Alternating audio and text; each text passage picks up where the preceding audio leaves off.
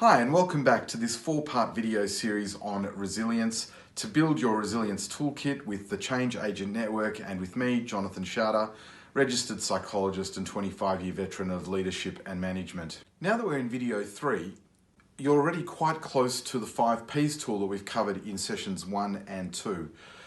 Here, we're looking at key complexities that we need to understand for resilience in problem solving and innovation. These are particularly relevant when we find ourselves in highly complex situations that need quite significant tools to untangle what we might need to do. On this slide, you'll see that I've given you 4 case studies of what I consider to be highly complicated scenarios. These are all case studies that come from my personal experience. I'm going to use these examples to try and explain to you the critical new pieces of the puzzle that we're adding to your toolkit. And hopefully you've got that off your LMS. Those tools come from my book series that can be accessed at www.thechangestore.com. So let's start. What do all these complicated cases have in common? Well, I want to introduce you to the first untangling idea, which is called CPR. Easy to remember because CPR also involves the pulmonary resuscitation. I'm sure you're all aware. But CPR for stress management and resilience is critical because it's the first step of taking highly complicated ideas and untangling them. There's content, what the thing is about.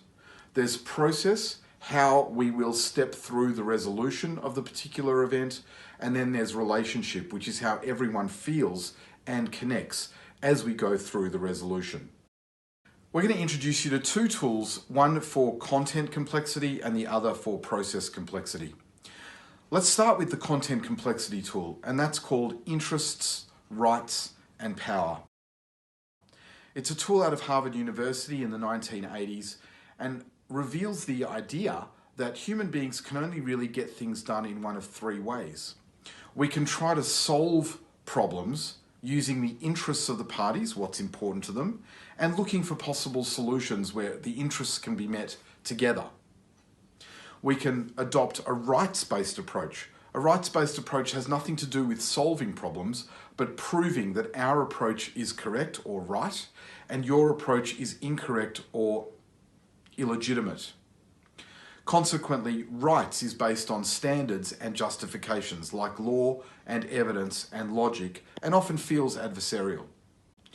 A power-based approach is all about consequences and commitment. Consequences: what will you do if I say no to you? What can I do if I say no to you to meet my own interests? If I can meet my own interests without you, I'll feel very powerful. At the same time, that also goes to things like authority. I might have the ability to commit far higher than you have, which makes my consequential power of command far more influential. If your organization has purchased this video series and a workbook, you'll have a tailored example to have a look at in your workbook now.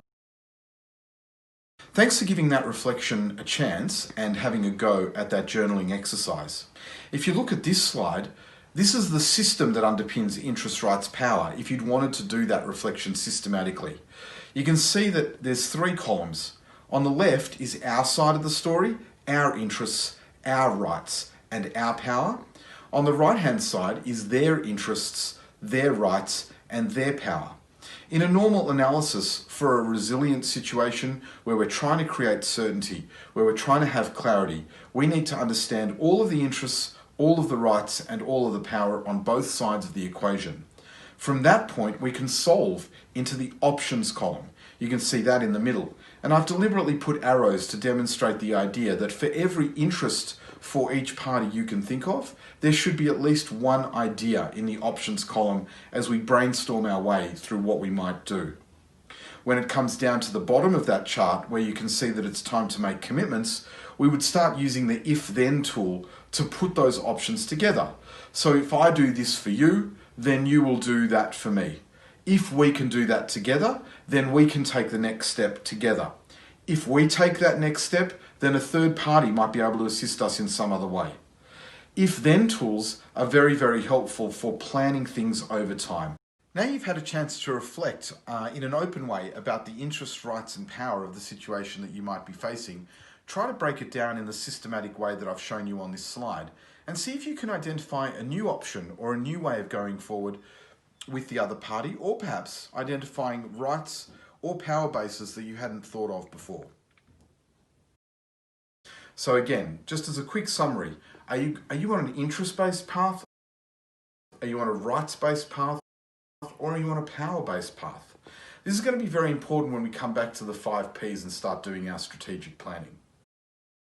In the people element and the process element of the 5 Ps, we have another very difficult, complex question to ask ourselves, which is about decision making.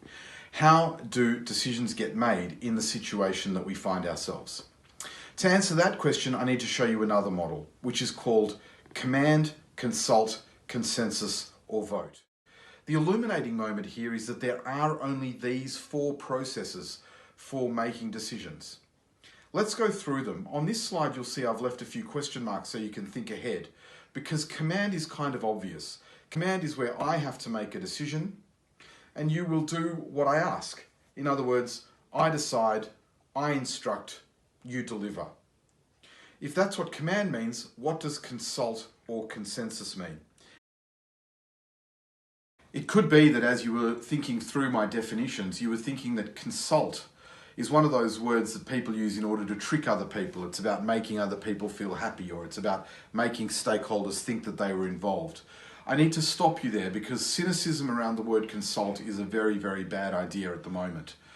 Consult is absolutely critical. If you look at the definition I'm giving you on this slide, consult is all about learning. It's where the decision maker still keeps all the power. If it's my decision to make, I am still the decision maker, but I come and I ask you about the decision in order to minimize risk or maximize opportunity. Why? Because of course I don't know everything there is to know about this situation. In particular, I don't know it from your perspective. By asking you about it, I learn, which is the whole point of consult. But in that learning, I don't delegate the power to you. This is not your decision to make. I retain the power. If I'm doing a great job, I feed back to you about what I learnt, even though I may not have changed my decision. Look at consensus, that's where we all have to agree, and any one of us not agreeing means there is no decision. This is a 100% rule.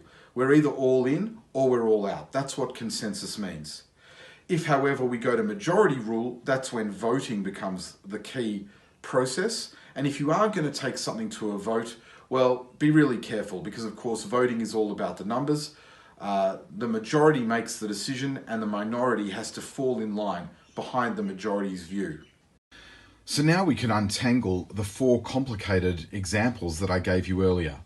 For the robotic surgery team, they need to know who's in command and who gets to make the final call. It's an interests and rights-based process where there will be consultation on certain matters. In terms of the 161 stakeholders, well, there were only 4 stakeholders that needed to be part of the consensus, that needed to agree. Everyone else in that context needed to be either consulted or simply commanded about the change that was to occur. But without the consensus between the 4, based on their interests, no forward movement would occur.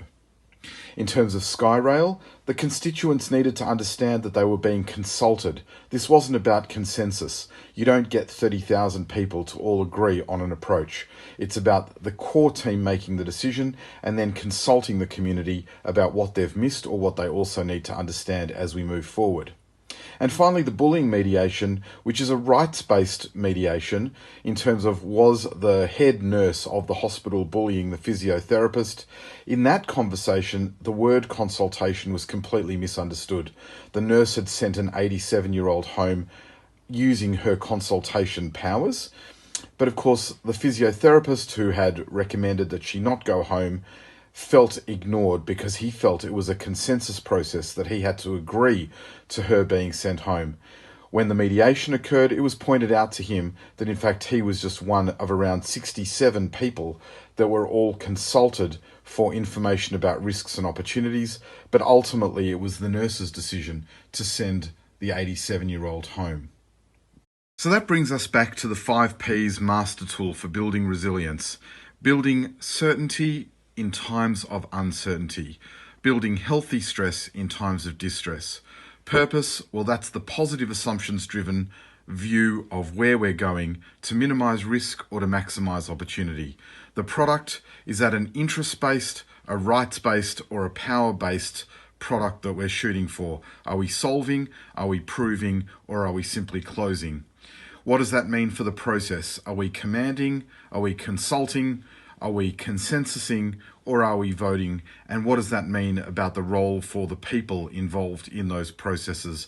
Do they understand what each of those roles means? And finally, preparation is putting all of that together, first in my own mind as per video 1, then with my immediate constituents as per video 2, and then with the wider strategy in terms of video 3 to make sure that we are innovating to get everything as clear cut as we possibly can.